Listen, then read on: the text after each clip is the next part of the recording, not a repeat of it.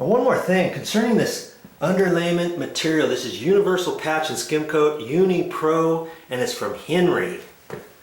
Okay. Usually you use that for an underlayment. Like if you are floating out, let's say you've got a couple tiles that are missing. Let's say there's a broken tile right there and along the wall there. You're going to refinish this floor smooth, or you're going to put some laminate down or whatever. Or say that floor is really in bad shape. You've got glue marks all over the place from glue down carpet, and you want to install VCT, vinyl composite.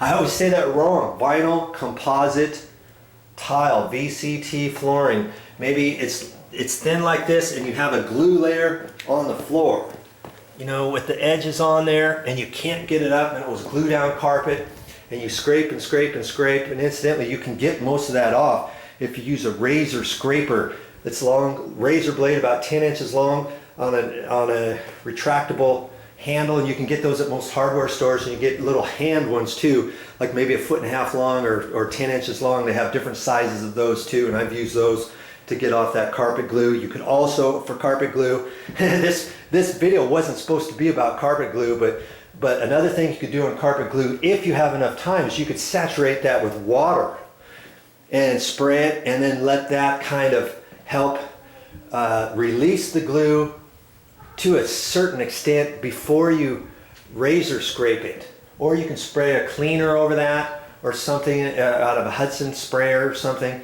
and get it moist. You can go to a carpet wholesale house, talk to them, and they might be able to find a product that you could use that would help take that glue off, let's say. But then you have to go through that extra effort. You also have to let your floor dry before you start floating it out with some material, okay?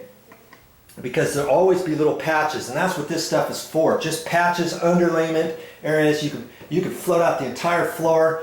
If you've got just the glue and you don't want to take the carpet glue off, you just float this stuff over it before you install your new carpet glue or your glue down carpet again, if you want to do that, or vinyl tiles like this, vinyl composite tiles over that, or anything of that nature. Okay, this is really not specifically designed to use as your finished flooring. And I was going to take this and I was going to float over the floor. Now I'm going to take these tiles off. Now I've got the black surface. If I can't get this black surface off, let's say, I'm going to use this stuff on the floor, and I'm going to use that as my final floor surface. I'm going to stain and seal right over that. Now I don't know if anybody's ever done that. That's what I'm going to try to do and see how it works. Now even if I can take all this glue off, I'm going to have all these little holes to patch. Okay, this is where the tack strip came up. Okay, and that's where the nails popped up. You see there? There's indentations there. So I would have to mix up some of that stuff anyways and finish off different areas. See here, they had tack strip. They had some different things nailed down here.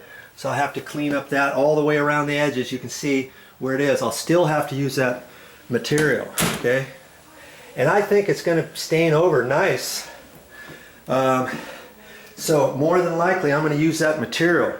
Now they have other material like this at the store. They have another one from Henry's, and it's called a self-leveling material. It kind of looks like this. So if you got any low pockets on your floor or something, you can look at that. They also have some other stuff. I don't know if it's called Henry's. It might be something else, and it's like it's called Feather Edge, and it's over kind of by the carpet area or the tile area.